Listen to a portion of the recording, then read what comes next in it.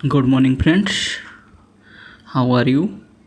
आशा है आप लोग अच्छे होंगे, आपका प्रिपरेशन भी अच्छी तरह से चल रहा होगा। तो मेरे प्यारे स्टूडेंट्स, जैसा कि आप न्यूज़ चैनलों के माध्यम से सुन रहे होंगे कि बिहार कर्मचारी चयन आयोग ने एक भर्ती निकाली है। वो इंटर स्तरीय भर्ती है, समझिए, और उसका विज्ञापन भी आज प्रकाशित हो गया है। तो जैसा कि आप सभी जानते होंगे कि बिहार कर्मचारी चयन आयोग के द्वारा जो सरकारी नौकरी प्राप्त होता है वो एक नौकरी बहुत ही प्रतिष्ठित नौकरी होती है और आपका सैलरी भी अच्छा होता है और सभी तरह से आपके लिए अच्छा है। आप बिहार में ही रहिएगा और बिहार में ही आपको अच्छी सैलरी के साथ आपको अच्छा जॉब मिलेगा। तो उसी विज्ञापन के बारे में क्या क्या चाहिए, उसी विज्ञापन के बारे में हम आज आपको इस वीडियो के माध्यम से बताएंगे। उसके लिए क्या योग्यता है, क्या सिलेबस है, वो सब हम इस वीडियो में डिटेल से जानेंगे। तो चलिए हम वीडियो को स्टार्ट करते हैं। तो जैसा कि आप लोग देख रहे हैं कि ये भर्ती कैसी है, तो इंटर स्तरीय है, ठीक है। अब देखिए उसी का विज्ञापन है, इसी के विज्ञापन को हम अच्छी तरह से पढ़ेंगे और जानेंगे। देखिए विज्ञापन में सबसे पहले है आपको कि ऑनलाइन आवेदन आप कब से कर सकते हैं। तो ऑनलाइन आप फार्म कब से भर सकते हैं, तो 27/9/2023 से ऑनलाइन प्रारंभ हो जाएगा और इसकी अंतिम तिथि होगी 11/11/2023, यानी इस दरमियान में आपको फॉर्म भर लेना है, समझिए। और फॉर्म भरने के लिए क्या क्या चीज़ों की ज़रूरत पड़ेगी आप लोग को, वो हम इस वीडियो में अच्छी तरह से एक्सप्लेन करेंगे, ठीक है। तो देखिए यहाँ पे दिया हुआ है पद का नाम, विभाग का नाम, वेतनमान, न्यूनतम शैक्षणिक योग्यता, तकनीकी योग्यता, वांछनीय योग्यता, ठीक है। तो इस सब के बारे में हम जानेंगे। तो हम लोग इस वीडियो में मोटा मोटी वही चीज़ को जानेंगे जो हमारे लिए उपयोगी है, समझिए। आपको यहाँ उपयोगी था, आपको ये ऑनलाइन की तिथि और आवेदन की अंतिम तिथि, ये दोनों आप लोग जान गए होंगे कब से ऑनलाइन स्टार्ट होगा। तो देखिए इसमें कुछ पद है जो हम लोग उस पद के बारे में जानते हैं, ठीक है। पहला है निम्न वर्गीय लिपिक, ये पथ निर्माण विभाग से निकाला गया है, लेवल 2 का जॉब है। इसके लिए योग्यता है इंटरमीडिएट या समकक्ष।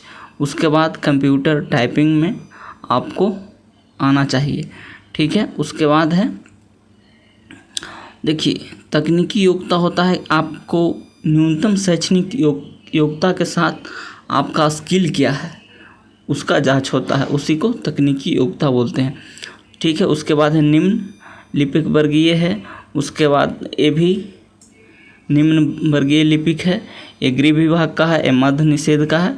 तो इस सब के लिए वही चाहिए, चाहे तकनीकी योग्यता या वांछनीय योग्यता, इस सब में टाइपिंग आपको चाहिए।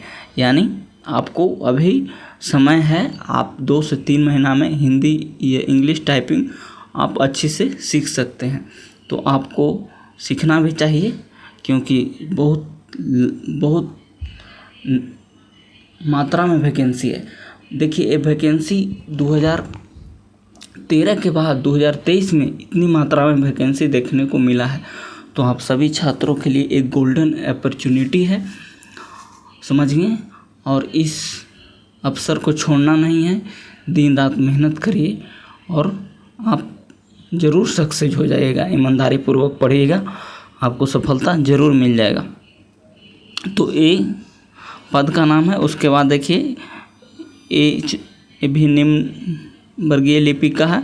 उसके बाद और चलते हैं तो लिपिक का ढेर सारा पद है, ये भी निम्न वर्गीय लिपिक है, ये भी निम्न वर्गीय लिपिक है और सभी के लिए योग्यता वही चाहिए जो हम लोग ऊपर देखे हैं, ठीक है। अब देखिए इसमें वही है। उसके बाद चलिए यहाँ पे बदला है। उसके बाद है फाइलेरिया निरीक्षक, ये स्वास्थ्य विभाग का पद है, ये लेवल 4 का पद है और अच्छा खासा इसमें पेमेंट है। समझिए, इसका भी योग्यता इंटरमीडिएट 10+2 है, लेकिन ये वही भर सकते हैं जो साइंस से किए हुए हैं इंटर, यानी इंटर में उसका PCM हो, फिजिक्स केमिस्ट्री मैथ हो, वही इसको भर सकते हैं। ठीक है, उसके बाद देखिए सहायक अनुदेशक टंकन है, उसके बाद है निम्न वर्गीय लिपिक है, उसके बाद देखिए ये सभी है। और देखिए यहाँ पे समझने वाला चीज़ है, राजस्व कर्मचारी का सबसे ज़्यादा पद है, समझिए 3559 पद है, समझिए राजस्व कर्मचारी का। ठीक है, इसके लिए 10+2 योग्यता चाहिए, टाइपिंग नहीं है, तो ये जो बच्चा टाइपिंग नहीं जानते हैं उनके लिए ये बहुत इम्पोर्टेंट है, समझिए। उसके बाद पंचायत सचिव है, ये भी इसका भी अच्छा खासा वैकेंसी है, यानी इसका भी 3500 के एवरेज में वैकेंसी है। उसके बाद फिर पुनः निम्न वर्गीय लिपिक है, ये भी निम्न वर्गीय लिपिक है। तो जो इम्पोर्टेंट पद है उसके बारे में हम लोग जान रहे हैं, समझिए ये सब निम्न वर्गीय लिपिक का पद है। तो जितना पद था उसके बारे में हम लोग जाने। अब देखिए यहाँ पे आपका टोटल वैकेंसी 11,998 है, समझिए। उसमें आपका जनरल है 5,064, 1,090 है ईडब्ल्यूएस जो नया आरक्षण लागू हुआ उसका ईडब्ल्यूएस का है, ओबीसी का है, समझिए 1249 एसी और एसटी का उसके बाद है। तो देख लिए जनरल में 5,000 पद है, उसके बाद ईडब्ल्यूएस भी देख लिए और ओबीसी भी देख लिए। अब हम लोग और नीचे बढ़ते हैं। देखिए इसमें बोला गया है, जो विज्ञापन है उसमें, कि जो सीट की संख्या है वो घट या बढ़ सकती है। जैसा कि समान प्रशासन विभाग से अगर याचिका आती है तो विभाग से संबंधित रिक्तिका बढ़ भी सकता है और रिक्तिका घट भी सकता है, लेकिन जितनी भी रिक्तिका होगी या बढ़े या घटेगी उसका योग्यता इंटर लेवल का होगा, समझ रहे हैं। उसके बाद आगे चलते हैं। अब देखिए न्यूनतम शैक्षणिक योग्यता कम से कम आपको इंटर होना चाहिए इसके लिए, समझिए। इसके बाद देखिए इसमें आरक्षण का लाभ किसको मिलेगा वो भी देख लेते हैं। जैसे देखिए इसमें आपको जो आरक्षण मिलता है एससी एसटी ओबीसी इसको आरक्षण मिलेगा, महिला का भी आरक्षण मिलेगा, समझिए। पिछड़ा वर्ग, अत्यंत पिछड़ा वर्ग को भी मिलेगा। आपको इसके लिए एक क्रीमी लेयर बनाना होगा और ऐसा बताया गया है कि 1 साल से पुराने क्रीमी लेयर नहीं होना, माने साल भर का होना चाहिए बना हो, 12 माह का से अधिक रहेगा वो काम नहीं करेगा। उसके बाद दूसरा इम्पोर्टेंट फैक्ट है, आरक्षण का दावा करने वाली महिलाओं का जाति क्रीमी लेयर रहित प्रश्न पत्र उसके माता पिता के नाम से निर्गत होना चाहिए, यानी जो भी महिला क्रीमी लेयर बनाएगी ओबीसी बनाएगी उस पिता के नाम से होगा, न कि पति के नाम से नहीं होना चाहिए। ये महिलाओं के लिए इम्पोर्टेंट है, समझिए। उसके बाद चलते हैं, दिव्यांग के लिए जैसा है वैसा ही रहेगा। उसके बाद जो मेन बात है उस पर हम लोग आज देखेंगे, समझिए। अब देखिए यहाँ पे उम्र सीमा क्या है। उम्र सीमा तो आपको न्यूनतम उम्र सीमा 18 वर्ष होना चाहिए। आप 18 साल का हैं तो आप इस फार्म को भर सकते हैं। उसके बाद अधिकतम जो अनारक्षित वर्ग पुरुष है उसके लिए 37 वर्ष, अनारक्षित वर्ग महिला है समझिए महिला है उसके लिए 40 और पिछड़ा वर्ग के भी लिए 40, अत्यंत पिछड़ा वर्ग पुरुष और महिला दोनों के लिए 40, समझिए। अनुसूचित जाति और जनजाति एसी और एसटी पुरुष और महिला दोनों के लिए 42, समझिए। ये था उम्र सीमा क्या होना चाहिए वो था, ठीक है। अब देखिए आगे, देखिए इसका परीक्षा शुल्क भी हम आप लोग को बता देते हैं। परीक्षा शुल्क है जो समान वर्ग, पिछड़ा वर्ग, अत्यंत पिछड़ा वर्ग पुरुष अभ्यर्थी के लिए यानी मेल के लिए 540 रुपये। उसके बाद जितना भी है उस सभी के 135 रुपया लगेगा, समझिए। और जो दूसरे राज्य के हैं उनको भी 540 रुपये देना होगा। तो इसमें कुछ ज़्यादा नहीं था, सबके लिए 135 रुपया है और बाकी जो जनरल है, ओबीसी है और अत्यंत पिछड़ा वर्ग उसके लिए 540 है। ठीक है, उसके बाद आगे चलते हैं। देखिए परीक्षा की प्रकृति पर हम लोग आते हैं। परीक्षा का प्रकृति क्या होगा? तो ऑब्जेक्टिव होगा, जो भी एग्ज़ाम होगा वो ऑब्जेक्टिव होगा।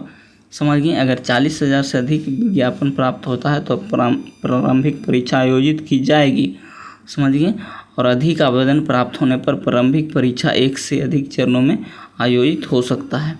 अगर ज़्यादा मात्रा में एप्लीकेशन आएगा तो 1 से अधिक एग्ज़ाम हो सकता है। अगर कम मात्रा में एप्लीकेशन रहेगा तो एक ही एग्ज़ाम होगा। उसके बाद जितना भी सीट है रिक्तिका का 5 गुना आपको अभ्यर्थी के मुख्य परीक्षा के लिए चयन किया जाएगा। समझिए, ठीक है। मुख्य परीक्षा हेतु अलग से विज्ञापन प्रकाशित किया जाएगा।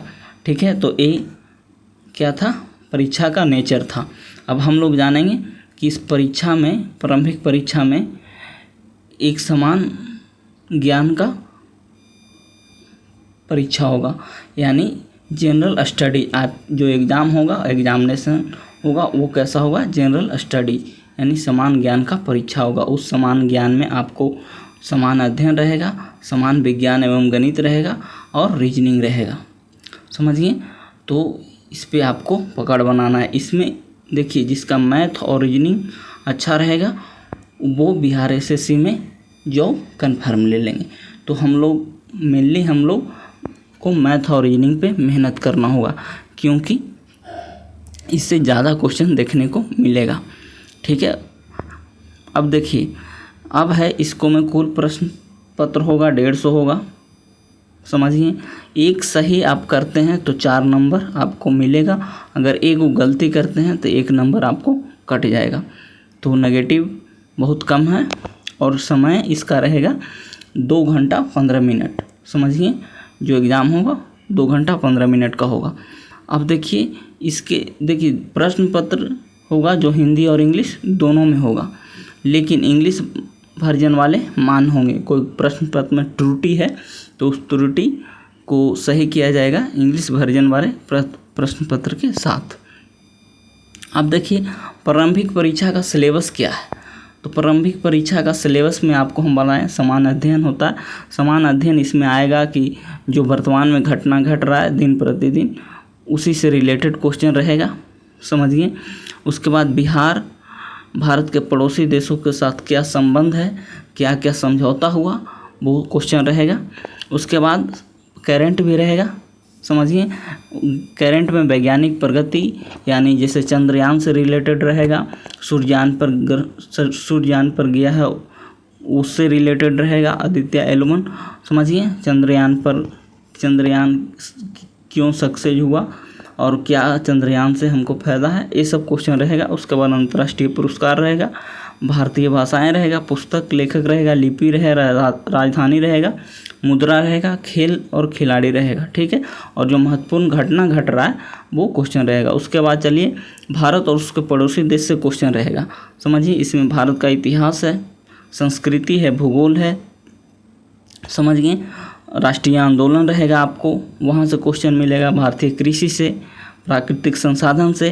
तो देखिए, इसमें भारतीय संविधान और राज्य व्यवस्था, देश की राजनीतिक प्रणाली, पंचायती राज से क्वेश्चन रहेगा, सामुदायिक विकास से क्वेश्चन रहेगा, पंचवर्षीय योजना से क्वेश्चन रहेगा और राष्ट्रीय आंदोलन में बिहार के योगदान, यानी आपको बिहार स्पेशल भी पढ़ना होगा। समझिए, उसके बाद है समान विज्ञान एवं समान गणित, जो मैट्रिक स्तर के क्वेश्चन रहेंगे, यानी 9th और 10th लेवल का मैथमेटिक्स रहेगा। समझिए, उसके बाद जो रीजनिंग पूछा जाएगा, रीजनिंग में कुछ चैप्टर है, उस चैप्टर को हम रीजनिंग पे आपको मेहनत कराएंगे और अच्छे से मेहनत कराएंगे। हम ऐसा ट्रिक बताएंगे रीजनिंग में जो आपको 75 क्वेश्चन सोल्व करने में आपको काफ़ी मदद देगा। तो ये रीजनिंग का है, यहाँ पर देख लीजिएगा, इसको स्क्रीनशॉट ले लीजिएगा आप लोग, और क्या कौन कौन चैप्टर है वो चैप्टर आप लोग लिख के साट दीजिएगा जहाँ पे आप लोग स्टडी करते हैं वहाँ पे। समझिए, अब है क्वालिफाइंग मार्क्स। आपको 40% मार्क्स लाना होगा। जो समान वर्ग के छात्र रहेंगे उसके लिए, पिछड़ा वर्ग के छात्र रहेंगे उसके लिए 36.5% आपको लाना ही लाना है। अगर इससे कम लाते हैं तो आप डिस्क्वालीफाई हो जाइएगा। ठीक है, उसी तरह से सबका है, यहाँ पर आप लोग देख लीजिएगा। ठीक है, उसके बाद देखिए, ये तो हम ऊपर बता ही दिए हैं और वैसा कुछ निर्देश नहीं है। तो आप लोगों के लिए एक बहुत ही सुनहरा अवसर है, समझिए। वैसे स्टूडेंट जो अभी अभी न्यू है और इंटर दिए हुए हैं उनके लिए बहुत ही सुनहरा अवसर है। आप लोग इस मेहनत करिए और इस जॉब को प्राप्त करिए। आप लोग को हम इससे रिलेटेड वीडियो भी डालेंगे, वो रीजनिंग का रहेगा और जीएस का रहेगा। और मैथ में जो चैप्टर इम्पोर्टेंट है, जैसे परसेंटेज हो गया, रेशियो प्रोपोर्शन हो गया, प्रॉफिट एंड लॉस हो गया, सिंपल इंटरेस्ट हो गया, 4-5 टॉपिक जहाँ से क्वेश्चन आपको रहेगा वहाँ उसका वीडियो हम आप लोग को प्रोवाइड कर देंगे। तो आप पार्थ IAS के इस यूट्यूब चैनल पे आप बने रहिए और किसी भी चैप्टर के प्रति आपका इंक्वायरी रहेगा या किसी भी बात के लिए आप बेहिचक इस नंबर पे फ़ोन कर आप हमसे सलाह ले सकते हैं। तो आज मेरे दृष्टि से इतना ही। आप लोग का एक खुशखबरी था, इसलिए हमने सोचा कि छात्रों को इस खुशखबरी की जानकारी दे दे वीडियो के माध्यम से, और हमने वीडियो बना दिया। तो ठीक है, आप सभी को धन्यवाद और इस चैनल को सब्सक्राइब करिए और ज़्यादा से ज़्यादा शेयर करिए और लोगों से सब्सक्राइब कराइए, क्योंकि ये चैनल सिर्फ आप ही लोगों का चैनल है, समझिए। तो ठीक है, आप सभी को बहुत बहुत धन्यवाद।